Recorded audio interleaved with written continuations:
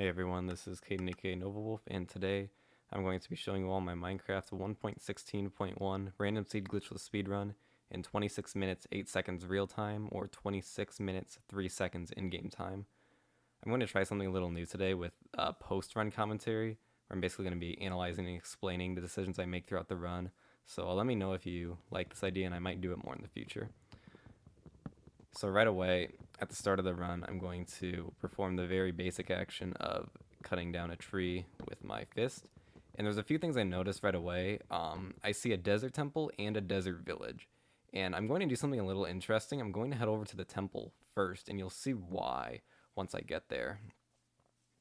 Normally what you would do at this point is you would make a wooden pickaxe, mine for stone, and make a bunch of stone tools. But my thought process was maybe down in this desert temple there could be some really useful resources I could use to make better tools and just skip that part of the process. And sure enough, that is exactly what happens. So I'm going to make my way down into the treasure part of the temple. And then I'm going to mine this block, which will expose the TNT trap without setting any of the TNT off. So I collect all the TNT, but then I'm going to make a block of sandstone, and then I place the TNT, the sandstone, and then I activate it using the pressure plate. And then I go ahead, build up a couple blocks so the explosion doesn't kill me, and now that explosion of the TNT blew up all the chests along with a ton of sandstone and cobblestone blocks. And this desert temple had some really, really good loot. I don't know how much you could see there, but there was 4 diamonds, 6 iron, 3 gold, and a couple emeralds. And that is much better than just about any other desert temple I've ever seen in a 1.16 speedrun. So that is a fantastic start to this run. And yeah, this is exactly why I went there first. I'm now going to be able to make a lot of really awesome tools that are going to help me beat the game much faster than I otherwise would be able to with just stone tools. So now I'm going to make my way over to the desert village.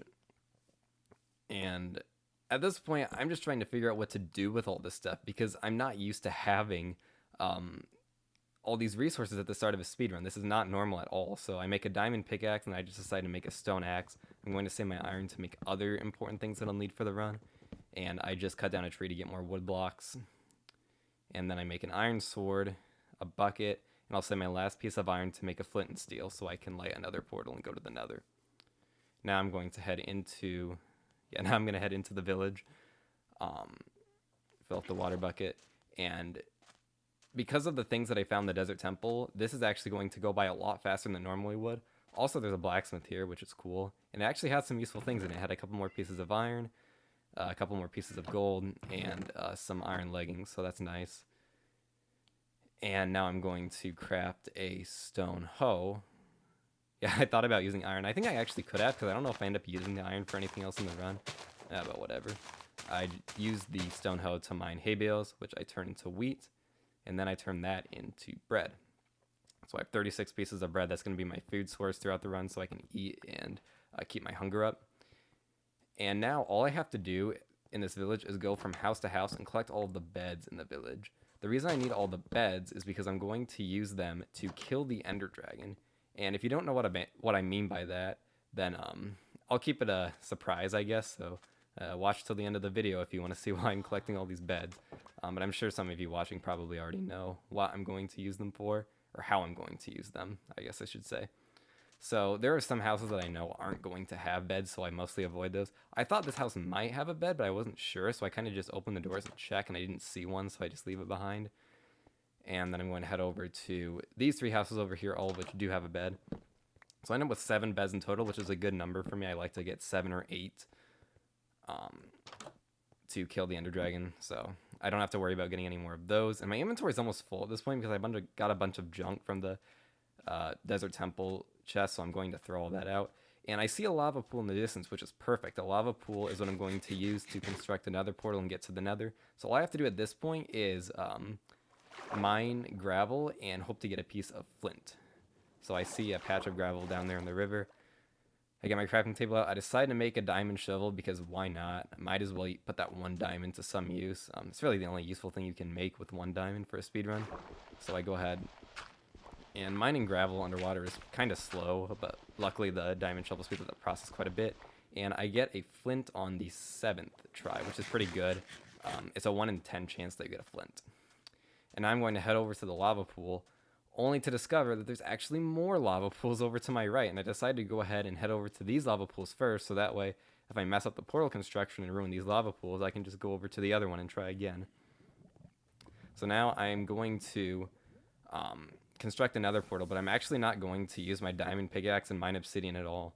Instead, I'm going to use a strategy that is used by speedrunners, where you simply use a water bucket and place pieces of lava next to a flowing water source, and the lava will turn into obsidian. And if you place the lava in such a way that the obsidian blocks form the structure of another portal, then you can just light that nether portal and go to the nether. So that's what I'm doing right here. I'm placing all of this lava to build my nether portal. It's kind of weird sometimes, the lava just like glitches and disappears, but whatever. So now I wait for the water to drain, and then I take my flint and steel, light the nether portal, and now I can head to the nether. So now I have made it to the nether, and there's a few things that I need to try to accomplish now. I need to go around and collect a bunch of gold ore so I can create a bunch of gold ingots, which I'll explain what those are for shortly. And I also need to find another fortress, and believe it or not, I find one like right away. I don't know if you can see, but right there, there was a little square structure made out of nether brick all the way back in that soul sand valley. That's another fortress, and that is huge, because finding another fortress is oftentimes the most difficult part of these speedruns and what takes the longest. So having one right there, that lets me know that this could end up working out really nicely. So now that I know where the fortress is, I just have to go around and collect as much gold as I possibly can. So you'll see these little yellow specks within the netherrack. That means that it's another gold ore. You mine the nether gold ore, and you get a few gold nuggets, and 9 gold nuggets can be converted into 1 gold ingot. So I'm just going to go around, collect as much of this as I possibly can. A lot of the times it spawns in the ceiling, which means that I have to build up to it in order to collect it. And I need to collect quite a bit of this. I don't know how much I'm going to need, and the reason being is that this gold ore and the gold ingots I'm going to make from it, this is going to be for piglin bartering. Minecraft 1.16 introduced the piglin mob in the nether, and piglins, you can give them a gold ingot, and they will take the gold ingot, examine it for a few seconds, and then they will return the favor by giving you a random item. There are several items that you can get in return for a piglin barter, and there is one item in particular that I want to get from this bartering process, and that is ender pearls. Ender pearls are absolutely essential for beating the game. They're one of 2 necessary ingredients that you need to get to the end dimension. The other is blaze powder, and we'll get that from the nether fortress.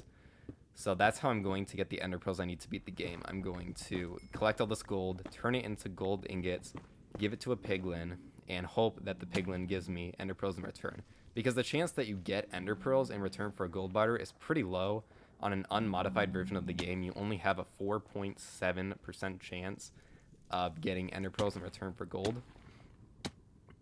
And the number of pearls you can get from in return for a gold barter is 4 to 8. And I need about 12 in order to beat the game. So that means I usually need about two pearl barter returns in order to have enough pearls to beat the game. And because of the chance of getting a pearl barter, that means you need an expected number of about 40 gold ingots in order to have the expected chance of getting all the pearls you need, which is it is a lot to get. Luckily there was quite a bit of nether gold ore all around, and you can see I'm just traveling across this nether trying to get as much of that as I possibly can. I also do a nice little jump here that would have resulted in my death if I missed that block placement, so that's kind of cool. But yeah, I'm just trying to get all this gold that I possibly can. I'm also trying to stay really close to my nether portal because I know that the fortress is near that, and I want to stay as close to that as I possibly can. Also, I haven't found a piglin yet, actually, but that'll change here in just a second as I go up to get this patch of gold. Piglins actually get mad at you when you mine nether gold ore if they see you do it, so that's how you know that one's nearby. And right here as I'm collecting this gold ore, you hear that sound. That was a piglin mob making that noise because it fell from a high place because it was angry at me. And I had no idea where the piglin was. It sounded like it was coming from my left, but I know that there's nothing to my left. So I get down from here, I look up, and he's just chilling there on a ledge right above the lava. And like, I wanted to try and get this guy down so I could do the bartering with him, but he had a crossbow, and I realized if I tried to like make a staircase for him to get down, he was just going to shoot me off. So I had to try. I just thought I would try and find a different piglin. Luckily, there was one right here. So that works out pretty nicely. I drop all my gold on the ground. The piglin gets distracted by it, and it is going to start the bartering process, where it takes one gold ingot at a time, and after a few seconds of doing absolutely nothing, it gives me an item in return. And you can see the first barter I got, that gave me crying obsidian, which, I mean, it's definitely one of the more useful things you can get from a barter, but what we're really after here is the ender pearls. And while this piglin is doing all this trading, it would take, like, I think around 3 minutes for a piglin to get through the 27 gold ingots that I threw it there. So I might as well just spend this time looking for more gold, so I can do even more barters, because I'm not losing any time by doing this. The piglin has to get through all the gold no matter what. So I'm trying to find any gold ore that I can. I see there's some over there, but I really don't want to go for that right now. So I'm going to head back up to my piglin and see if I've gotten any pearl barters yet, after I turn these other gold nuggets into gold ingots. And sure enough, I have gotten a pearl barter. I don't know if you can see it, but there's a little speck of like cyan color in that giant pile of items, which means that I did get pearls. And unfortunately, I got 4 pearls, which is the lowest number of pearls you can get from a pearl barter. So that's pretty unfortunate. It means that there's a good chance that if my next pearl barter is not higher, like if it's not 7 or 8, I might have to stick around and wait for a third one just to make sure I get enough pearls. And that is to the point where your expected value of gold jumps to almost a full stack, which you really don't want it to come to that, but unfortunately sometimes that's just what you're left to work with. So I go ahead, collect this gold over here, and then another one right next to this this area of the nether. And the piglin is still bartering in the background. You'll actually see here once I finish mining all this gold, I find a second piglin. Yeah, there's a second piglin that's going to drop down right to the right of me there. Oh, actually, as I collect this one, I think it saw that I was mining this gold. And yeah, so there that guy comes. I'm thinking, all right, I guess I might as well just go and lead this guy back into the hole I created for the first piglin, so we can get 2 piglins bartering at the same time, twice the speed, which is great. So I just lure him over. He sees the gold. He hops in 2. And I craft even more gold ingots. And right as I do this, the piglin that I got gives me more pearls, but I only have 9, so I jump down the hole to see if there's any more. And then there's an 8 barter down there. So now I have 17 ender pearls. And that's all I need. I don't need any more ender pearls. I don't need anything else from this bartering process, so I'm just going to get out of here and make my way up to the fortress, because I have all the ender pearls I'm going to need to beat the game.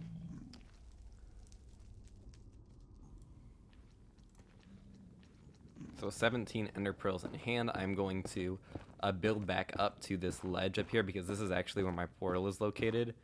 And that's where I need to go in order to make my way over to the nether fortress. So I use all the netherrack I have to build straight up and get on top of this ledge. And I actually go like right next to where my nether portal was. I didn't realize it at the time, but you can see it's right there on the right side of my screen. So that was kind of nice how it worked out like that. And again, I already know where the fortress is, so I just have to make my way over to it. And unfortunately, that means I have to go through the Soul Valley, which isn't great because it's filled with soul sand. And when you run across soul sand, your character speed is slowed down by quite a bit. So I go ahead and make my way over to the fortress, and I realize that there's like no path for me to get over to it. So I'm trying to think, okay, how am I going to get over to this? And I realize, wait a minute, I have 17 ender pearls. That's way more than I'm going to need to beat the game. Of course, I can just throw one and get over into the fortress. That's exactly what I do. There's a blaze spawner right here, which is great. And then I'm going to drink a potion of fire resistance. And drinking fire resistance, it pretty much trivializes killing blazes like this, because their main weapon are these fireball projectiles they throw at you. But these projectiles, they do absolutely nothing if you have a potion of fire resistance. I got that potion, by the way, from the bartering. I always make sure that I get at least one of those to help with the blaze fighting process. So what I'm killing these blazes for is I want them to drop blaze rods like that one did right there. Because I can turn blaze rods into blaze powder, and that is the second essential ingredient I need to beat the game and get into the end. I want to collect about 7 blaze rods in total because that will allow me to convert them to 14 blaze powder. So I'm just waiting for more blazes to spawn. Whether or not a blaze drops a rod, that's a 50% chance. So it's basically like a coin flip, whether or not you get the rod. And here I got really lucky because I got a rod from the first one, a rod from the second one, and, you wait for it, a rod from the third one. So that's 3 in a row, which is really nice. Especially since the first 3 blazes I killed didn't drop any rods, so that kind of made up for that. And you can see there are blazes all over the place. This nether fortress had a bunch of mobs spawning all over it. And you can see I'm just getting fired at from all directions, but it doesn't matter because even if I get hit by a fireball, I have fire resistance, so it's not going to do anything. A couple more blazes spawn. I accidentally hit that one blaze outside of the fenced area, which means that I really can't go and kill it. And I have 4 rods now, but the problem is that my fire resistance potion only lasts for so long. It lasts for 3 minutes, and if you can see right there, there's about 1 minute and 20 seconds remaining on that potion. So it's kind of like a race against the clock at this point to get 7 blaze rods before the 3 minutes of the fire resistance wears out. And you'll see it ends up being kind of close. Here I'm mining the floor out from underneath the spawner to try to get blazes to spawn faster. Sure enough, I get 2 more, and they both drop a blaze rod. So I just need 1 more blaze rod. I could go with 6 if I really wanted to, but it's risky, so I decide not to. Instead, wait for a 7th blaze rod. My fire resistance is under 1 minute for sure now. I think I check again, and yeah, 40 seconds left. So I need blazes to spawn quickly so I can get out of here before the fire resistance runs out. And then 2 more blazes spawn. The first one I kill does not drop the 7th rod I need, and the second one does drop the rod. So that's the final blaze rod I need, and I can get out of here just before my fire resistance wears off. It was really close time, but in the end it worked out, and then I throw another pearl to get back to the Soul Valley, which will take me right to my nether portal. And that's going to allow me to leave the nether at under 17 minutes, which is by far the best pace I ever had leaving the nether in one of these runs. Alright, so now that I'm out of the nether, I now need to find the end portal. And in order to do that, I'm going to get my ender pearls and my blaze powder, and I'm going to turn them into eyes of ender. This is what I need to find a stronghold structure. Strongholds are where the end portal is located. It's the only place you can find an end portal, so I have to go to one. And what this does by crafting the eyes of ender is if you throw an eye of ender, it will point you in the direction of the nearest stronghold. So I know that the closest stronghold to my nether portal is in this direction, so I'm going to start traveling that way. But the eye of ender does not tell me how far I have to travel in order to get to the stronghold. And I'll talk about that a little bit more in just a second. But first of all, I see a ruined portal over here. And I decided to go and head over to it because it's really not out of the way I was going at all. And there usually spawns chests with these portals that can contain useful items. And sure enough, this one did. It had some gold armor, which I thought might as well. And also a couple pieces of obsidian, which is also somewhat useful. So I grabbed those, and now I'm on my way. So again, I don't know how far I have to travel in order to reach the stronghold, but I know that I'm currently not anywhere close to it. The reason being is that strongholds can only spawn in certain parts of the world. And the closest they can spawn from the center point of the world, which is where I'm traveling away from now to try and get closer to the strongholds, they can only spawn a minimum of 1,400 blocks worth of distance away from the center point.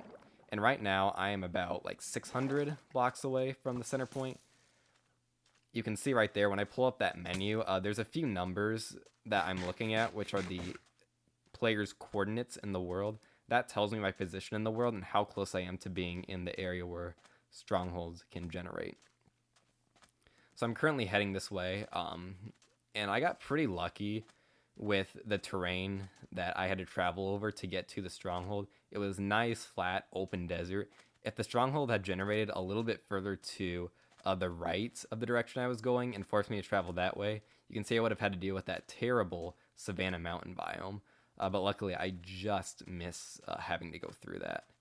And I probably would have gone around that anyways if it came to it, but it was nice I didn't have to worry about making up for that in the first place. I was just able to go straight this way, and now I was going pretty much right in the direction of the stronghold. And because of the direction the Eye of Ender traveled and my coordinates of the nether portal, I know that the stronghold is more than likely relatively close to the world's origin point. It's probably going to be because they can spawn anywhere from 1400 to 2600 blocks away from spawn. And I'm guessing that because of the direction that the eye traveled relative to the coordinates I was already at, it's probably going to be closer, on the closer end of that, closer to 1400 rather than 2600, which is good, and sure enough, I was correct. So now I come across an ocean, which is great. Traveling across ocean is by far the best way to get to a stronghold, as I throw another Eye of Ender just to make sure I am going the right direction still before I travel across the ocean. I make a slight correction, and now I'm going to head straight across this way, and I'm already getting really close. You can see that my Z coordinate is already above 1200, and that means that I'm only a few hundred blocks out from where the stronghold can be. Now, another nice thing about ocean travel, other than the fact that it's much faster than running and there's nothing in your way, is that oftentimes, because the strongholds spawn underground, the ocean can dip so far into the ground that it exposes the stronghold. So you can actually see it while you're traveling in a boat. And I will say a little spoiler, it did not spawn ocean exposed, which was a shame. Especially because right here, I see a little bit of light coming out of a ocean ravine. I'm thinking, okay, maybe that is part of the stronghold. So I get out of my boat right here, and then I'm going to try to head over to that and see if it's the stronghold. And yeah, that didn't quite work out. This was definitely the biggest mistake I made in this run. I don't even think I even went to the place where the light was coming from. So yeah, I wasted a lot of time here for really no reason at all, which sucks. However, even though I can't see the stronghold right now because it's not exposed by the ocean, I'm actually right next to it. And I have no idea about that at this point, but I'll figure that out as soon as I get back into my boat. I hit onto land, and I'm going to throw another Eye of Ender just to see if it goes a different direction. And sure enough, it does. That was not the direction that the Eyes of Ender had been traveling in previously. And that tells me that I must be really, really close to the stronghold. It's somewhere in this area. So now I'm going to use a process called triangulation, where you purposely throw two eyes so they'll travel in different directions, and then you just extend the lines that they travel, and where those two lines intersect, that is where the stronghold is in. And the second Eye of Ender I threw actually pointed to just right about where I threw my first eye. So I do a couple more eye throws just to make sure I'm in the exact right position. And then I do a little maneuvering to get myself to the perfect point. I throw that Eye of Ender, it goes straight down, that means I'm right above it, and I check to see whether or not I can get the eye back, but then I realize I have enough ingredients to make a 12th eye again if I really need it, so I just forget about that, and I start digging straight down to get to the stronghold. And as you'll see, I'm going to dig into it and fall right through the starter staircase. That's why I went to the specific position. So now I have to find the portal room in the stronghold, and normally this can really suck because strongholds are big maze-like structures, and the portal room is only one room in this giant labyrinth.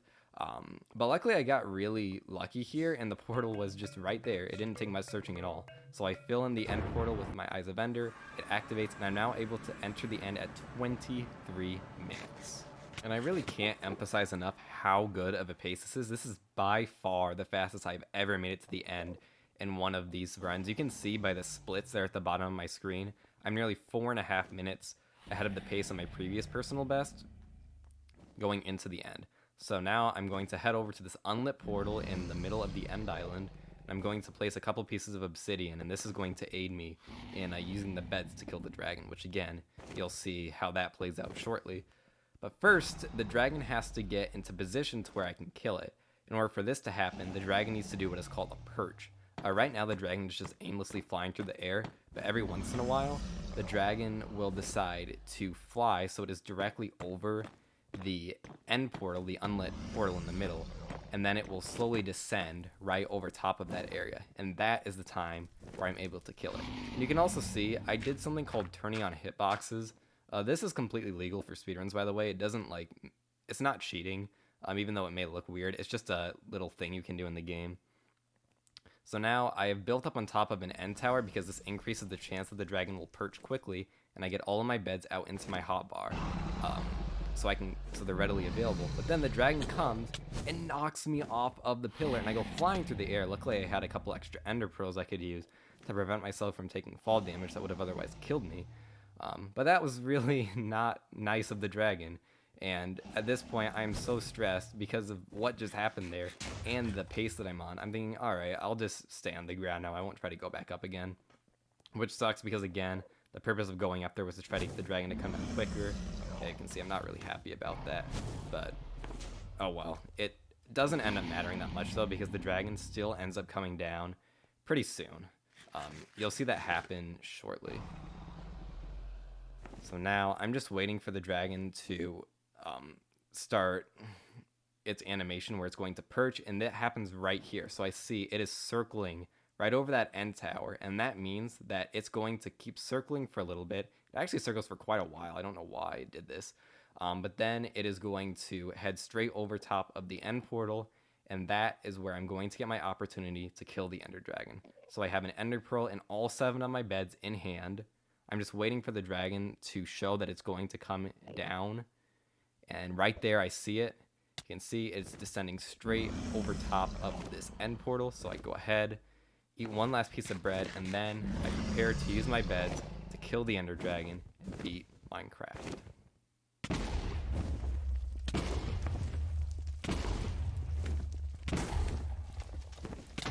And there you have it. Using beds, I was able to kill the dragon with explosion damage, and I can now head into the end portal, which will light, signaling the end of the speedrun. And there you have it. Minecraft beaten in 26 minutes using a random seed and no glitches.